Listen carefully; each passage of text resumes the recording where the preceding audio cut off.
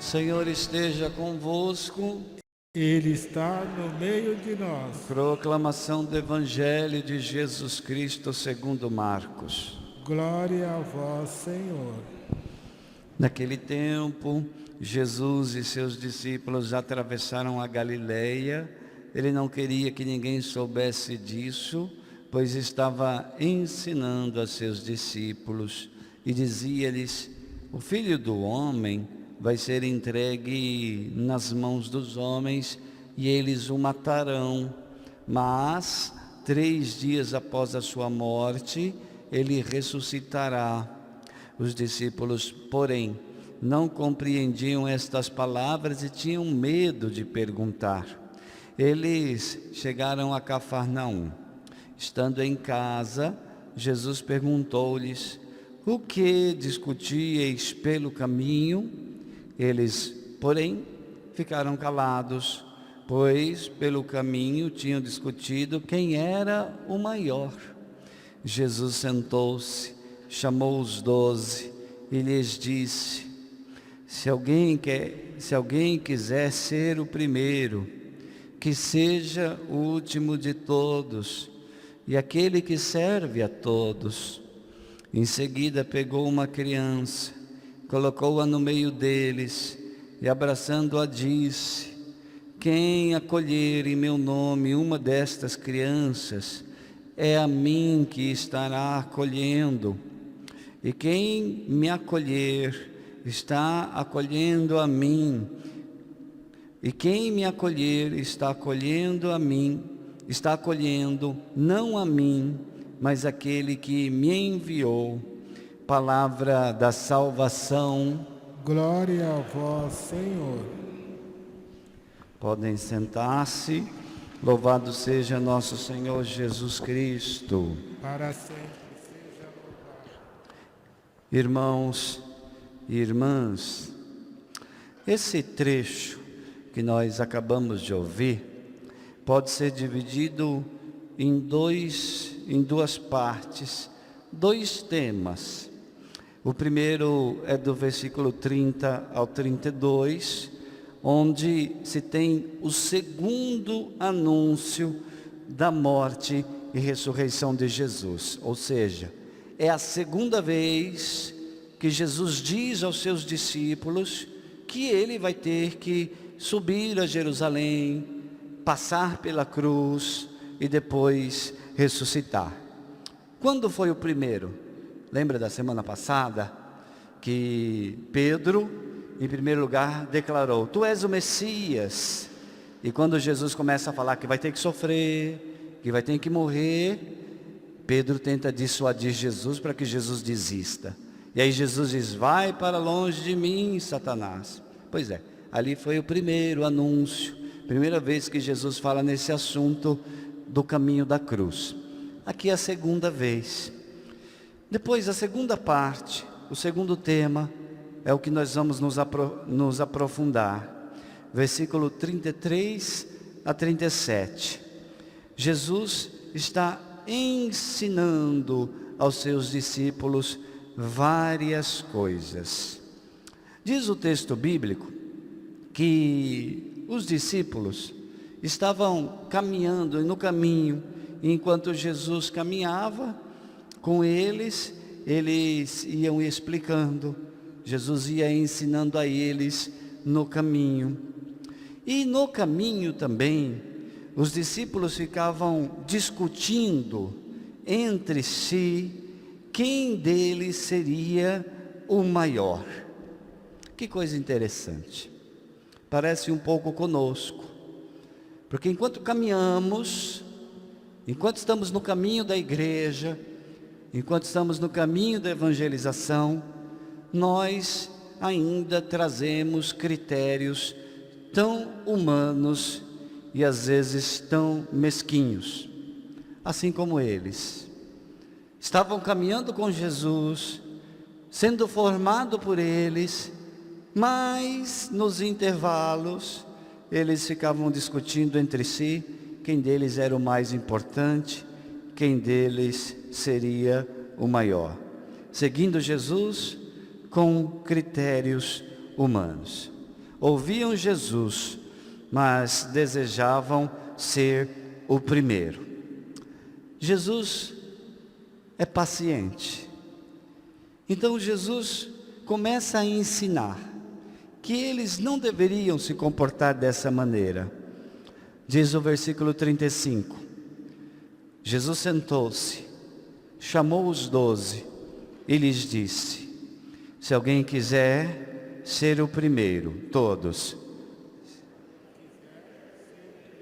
que seja o último de todos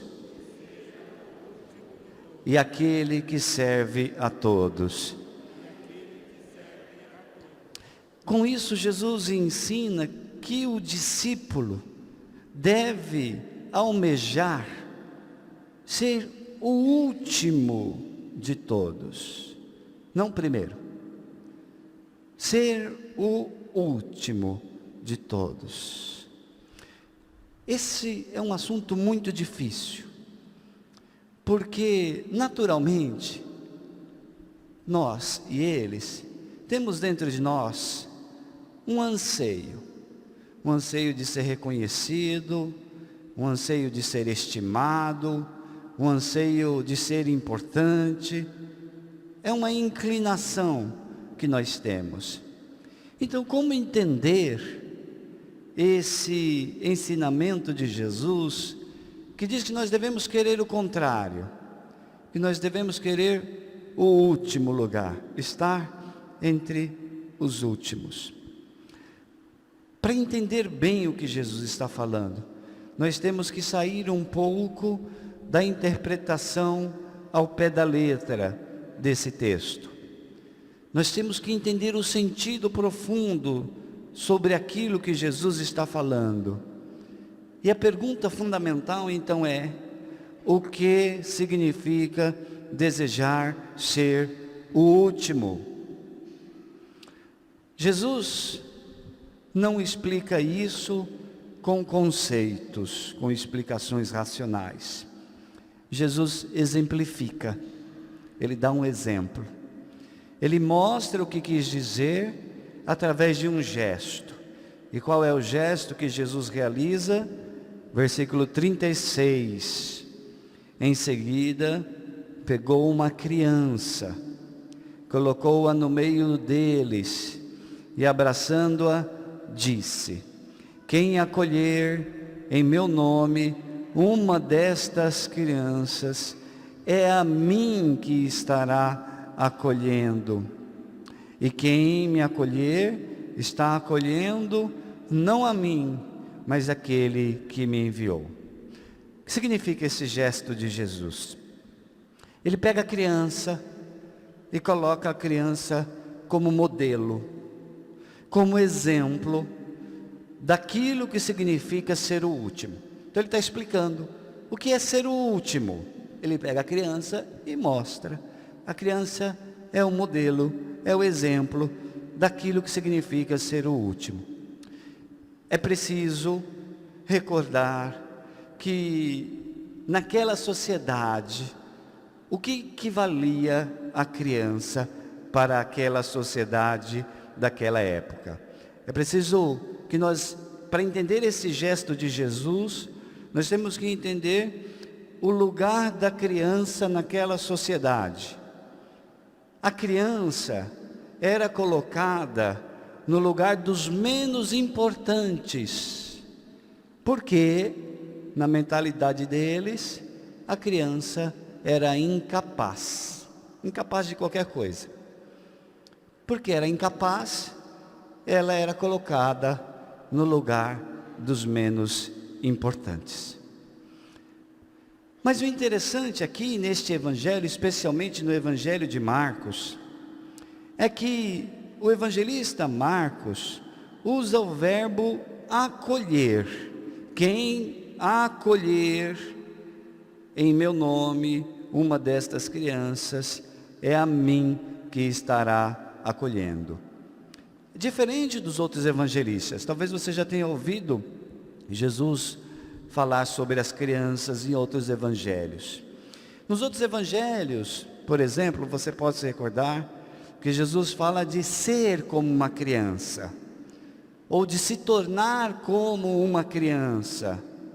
Aqui no evangelista Marcos, Jesus não fala ser como uma criança, que nós devemos ser como uma criança. O evangelista diz: quem acolher uma dessas crianças, é a mim que estará acolhendo. O que significa isso?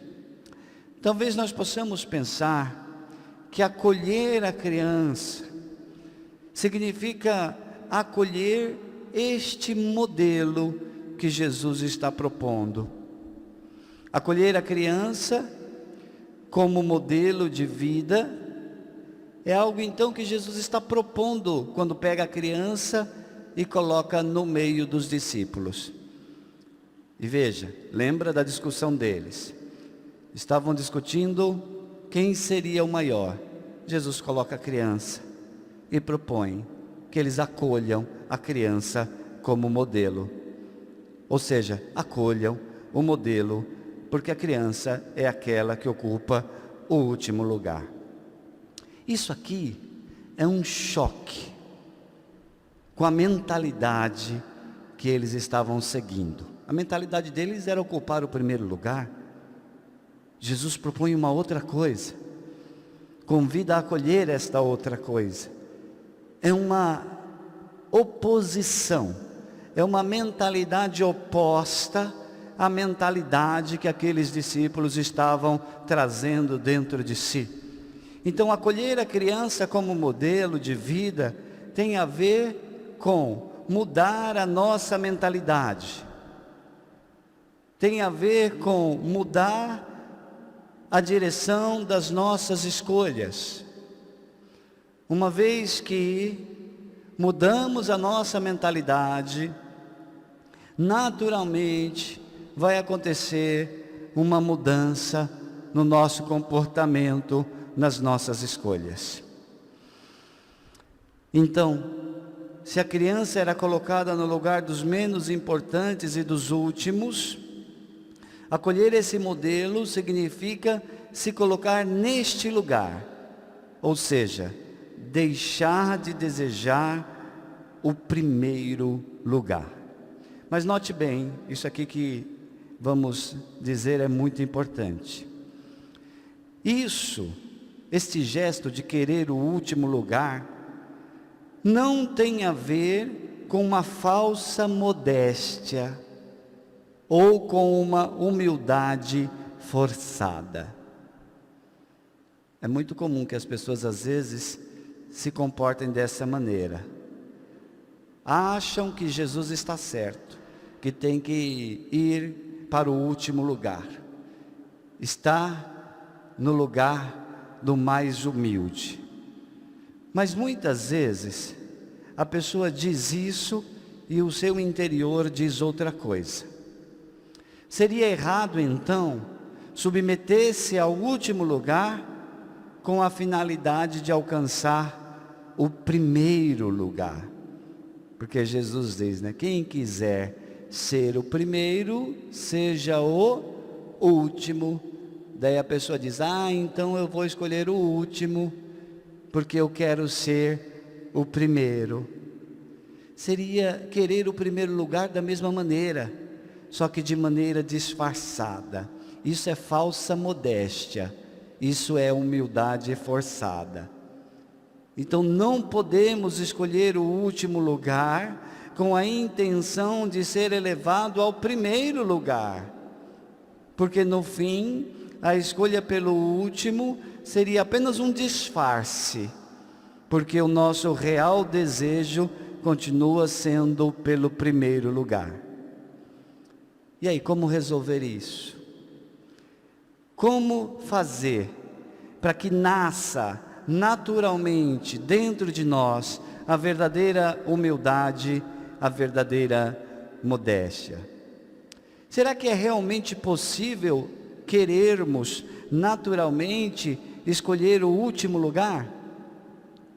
Escolher estar entre os últimos, sem que isso signifique apenas um disfarce. Eu sou bonzinho, eu sou humilde, E tem gente que faz isso dentro da igreja, fala assim, eu não vou sentar no primeiro banco, porque o primeiro banco é dos pretensiosos, orgulhosos, dos amostrados. Eu sou humilde, eu só sento no último banco. Mas que coisa, né? O que é isso? Não é humildade, com certeza não é. Ah não, vou ficar perto do padre, né? E o padre é o mais amostrado de todos, né? Porque é o primeiro lugar, olha, primeiro lugar. Então é o menos humilde de toda a assembleia, né? Isso é falsa modéstia, é falsa humildade, não tem nada a ver com o que Jesus diz no Evangelho, né? Ou então a pessoa que diz, não, eu não faço nada na igreja não, porque eu não gosto de me mostrar. Eu faço escondido, para ninguém ver. Só Deus vê o que eu faço. Quer dizer que todos aqueles que têm engajamento pastoral são orgulhosos e soberbos, né? Não são servidores, são amostrados. É falsa modéstia esse pensamento. É falsa humildade. Não tem nada a ver com o que Jesus diz no Evangelho. Então a pergunta é, como fazer para que nasça naturalmente este desejo pelo último, pelo lugar menos importante? É possível isso? Já que a nossa natureza humana sempre vai querer reconhecimento, ser valorizado, etc. Queridos, é possível, mas não com as nossas forças. É possível, mas não com a nossa mentalidade meramente humana. Somente a ação da graça de Deus pode fazer que brote dentro de nós um desejo autêntico de estar entre os últimos. E isso não é obra humana. Nós chamamos isso de conversão. A conversão é isso. É quando a nossa mentalidade antiga cai por terra e nasce uma mentalidade nova. É quando vai perdendo lugar uma mentalidade antiga e vai ganhando força dentro de nós uma mentalidade nova. E isso ocorre somente através da ação da graça de Deus. Nós vamos mudando os nossos critérios, a nossa forma de pensar, a nossa forma de julgar, e naturalmente nasce um novo jeito de se comportar. Os discípulos ainda não tinham experimentado isso, e por isso eles ficavam discutindo quem seria maior. Veja, caminhavam com Jesus, mas não tinham experimentado essa mudança da forma de pensar e de agir que nós chamamos de conversão. Talvez como muitos de nós, que caminhamos com Jesus, mas ainda não mudamos mentalidade. Então eles ficavam discutindo entre si quem seria o maior, porque a sua mentalidade era essa ainda, a mentalidade velha. E Jesus ensina que não deveria ser esse o desejo do coração deles, que na verdade eles, os discípulos daquele tempo, e nós, discípulos de hoje, devemos ir por outro caminho, não este, é uma outra mentalidade. Portanto, o caminho que o Senhor nos chama é o caminho de reorientar as nossas vidas numa direção oposta ao do mundo. A esse respeito, eu trago aqui uma pregação do Papa Francisco, que fala muito bem sobre esse aspecto. Ele explica o que é a verdadeira conversão. E diz, significa, primeiro, mudar a direção e a orientação, e depois também mudar a maneira de pensar. Passar do mal ao bem, do pecado ao amor de Deus. E ele insiste, enfatiza que a conversão não é algo forçado que vem de fora para dentro, não é um objetivo que nós impomos a nós mesmos. Alguns fazem isso até se martirizando, né? Se castigam no corpo, alguns se flagelam com penitências dolorosas, querendo forçar um processo de conversão. Não é isso conversão. A conversão é outra coisa, não é algo que nós impomos a nós mesmos. A conversão é um mover interno. O Papa diz, né? Este movimento interior que visa alcançar algo maior, ou seja, deseja alcançar a comunhão com Deus, a amizade com Deus. O Catecismo, no número 1428, ensina: conversão é o movimento do coração contrito. Veja que definição bonita. A conversão não é algo forçado que eu imponho a mim mesmo. A conversão é um movimento, algo começa a se mover dentro de mim. Inclinações novas, desejos novos, orientação nova vai acontecendo. Aqui diz, né? O coração é atraído e movido pela graça a responder ao amor misericordioso de Deus que nos amou primeiro. É como se o nosso coração sentisse uma atração. Me sinto atraído por isso. E começo a me mover porque eu me sinto atraído por isso. Atraído pelo quê? Pela graça.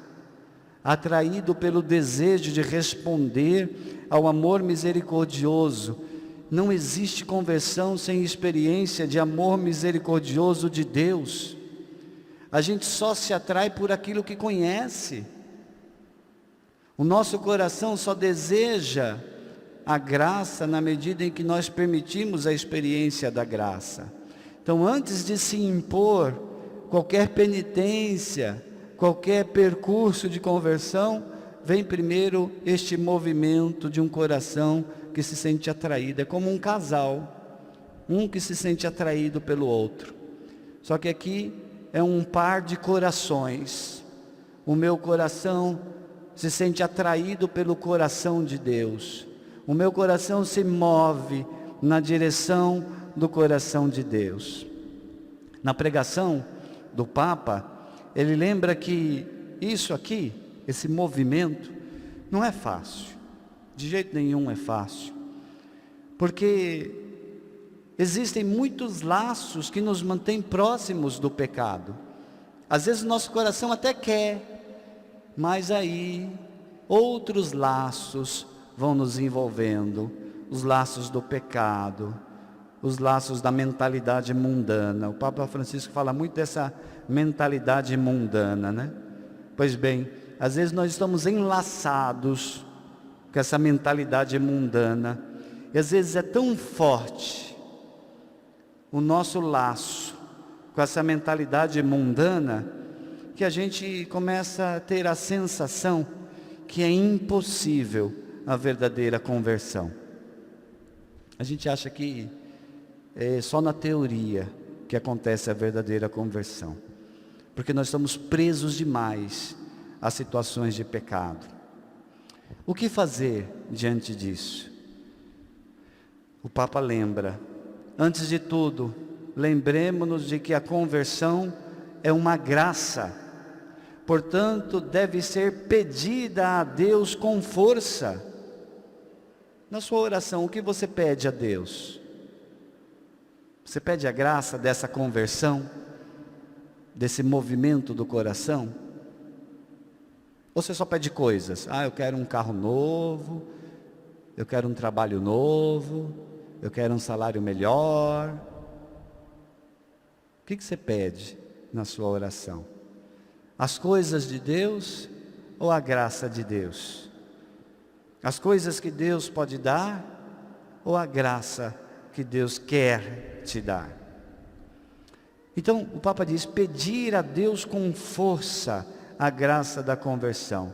É necessário pedir ao Senhor que nos desapeguemos cada vez mais dessa mentalidade mundana e que seu Espírito nos abra a Deus, a palavra, ao amor de Deus que nos cura e nos salva. Entende agora então? Somente deste modo teremos um coração capaz de desejar ser o último e de ser o servidor de todos. Somente quando algo começa a se mover dentro de nós, é que vai nascer naturalmente esse desejo de não querer estar entre os mais importantes, mas estar entre aqueles que são os menos importantes e aqueles que servem a todos. É uma graça e nós devemos pedir a Deus. Louvado seja nosso Senhor Jesus Cristo.